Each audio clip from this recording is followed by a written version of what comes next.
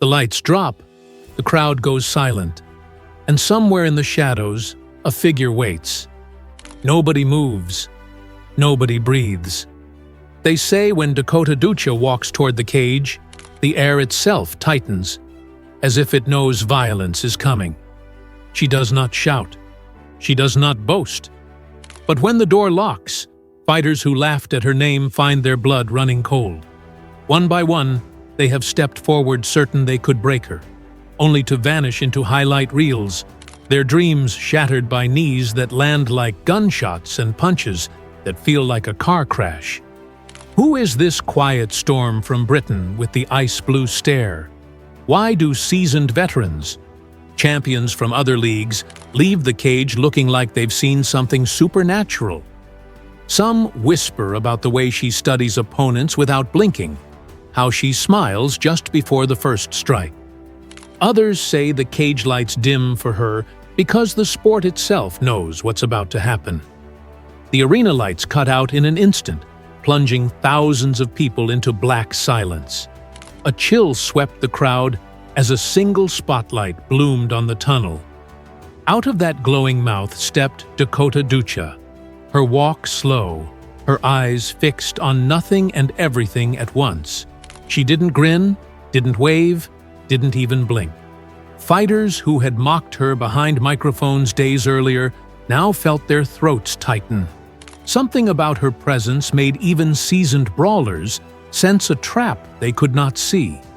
They call her a striker, a kickboxer, a Muay Thai prodigy. But none of those words fit what unfolds once the cage door clicks shut. Dakota is not just a fighter. She is an event, an omen.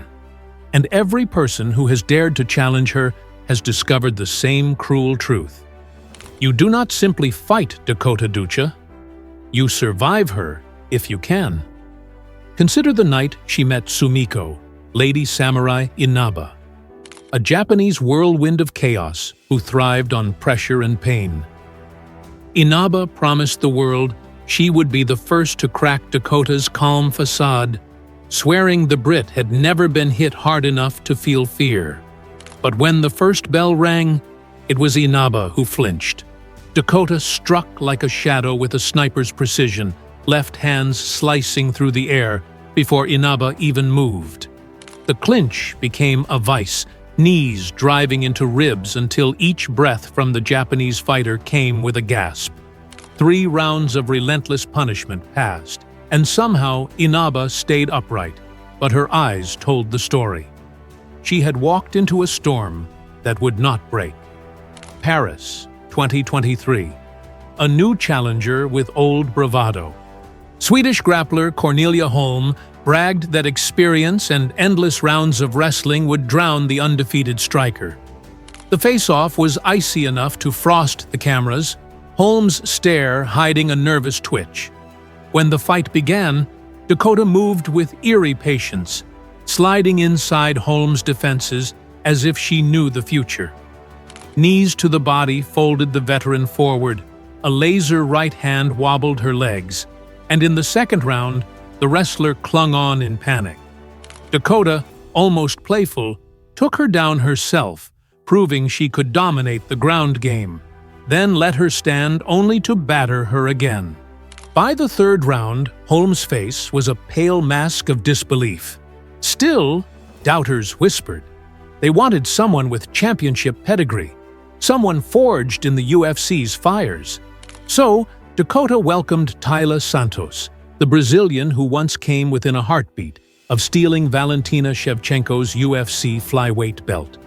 Santos carried the smell of danger and a tongue sharpened for pre-fight insults. She painted Dakota as a pretty fraud, a paper champion. Fight night silenced every word. From the first exchange, Dakota's front kicks carved through Santos's guard. Her counters landed like thunderclaps in an empty hall. Santos's attempts to wrestle were turned and reversed until a brutal knee and a flurry of strikes forced the referee to dive in. 1 round, 1 statement. The $1 million prize was hers, and so was the aura of a fighter who could haunt the UFC's best. But mystery clings to Dakota because she never stays still. Every new opponent arrives with fresh arrogance, and every time she answers with something cruelly beautiful. Catherine Coroinas, an American finisher with a perfect record, strutted into the cage, vowing to crush dreams. She left unconscious of how quickly hers had ended.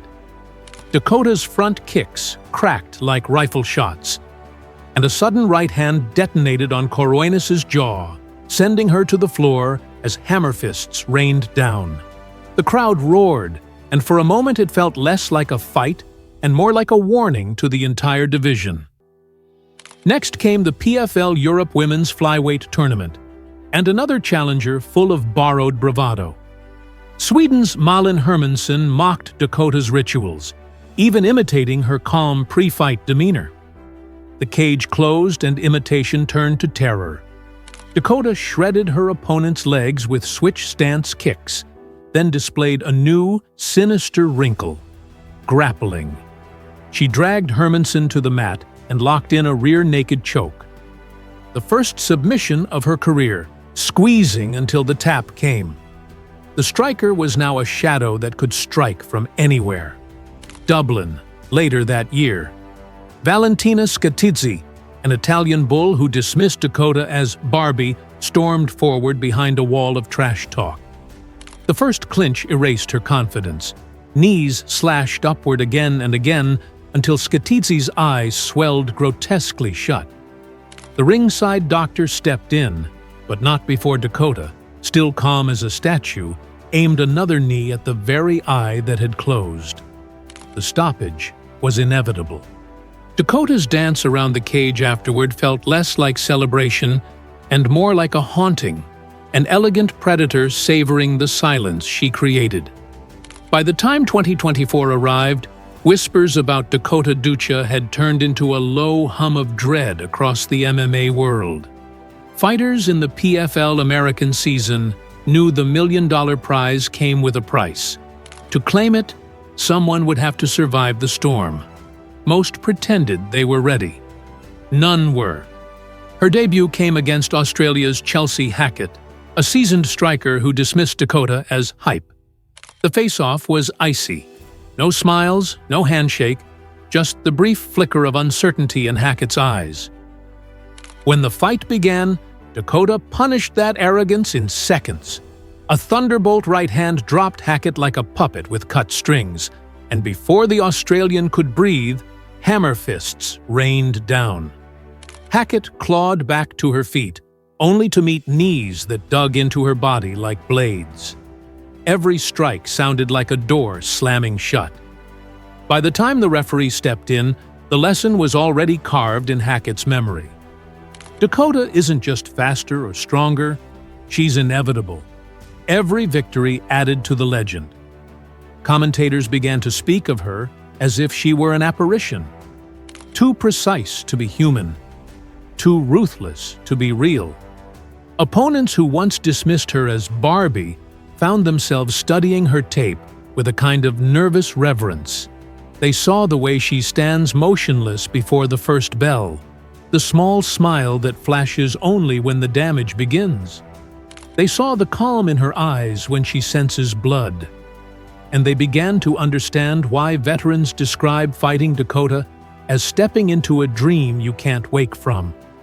Dakota herself remains an enigma. She gives little away in interviews, offering polite nods and a soft voice that belies the chaos she unleashes. Reporters leave with more questions than answers. Does she rehearse every strike in her mind before the fight? Does she hear the crowd, or does the roar fade into silence when she moves? Nobody can say for sure. What's undeniable is the fear she now inspires. Coaches warn their fighters about her timing. Promoters whisper that she could dominate the UFC's flyweight division today, not tomorrow. Even champions with belts gleaming on their shoulders keep her name off their lips. The mystery only deepens with each appearance. When Dakota walks to the cage, arenas seem to dim, as if the lights themselves bow to her. Fans talk about the feeling in the air. a pressure that tightens chests and stills conversations. It is the hush before a storm, the silence of a crowd that knows violence is seconds away. And when that first strike lands, a crack like a rifle shot, people swear they feel it in their bones. So who is Dakota Ditcheva? A Muay Thai prodigy turned MMA assassin? A quiet girl from Britain with Bulgarian blood and ice in her veins? Or something harder to name? A force that rises from the shadows each time the lights dim? A living warning that arrogance will be punished. Maybe she is all of it.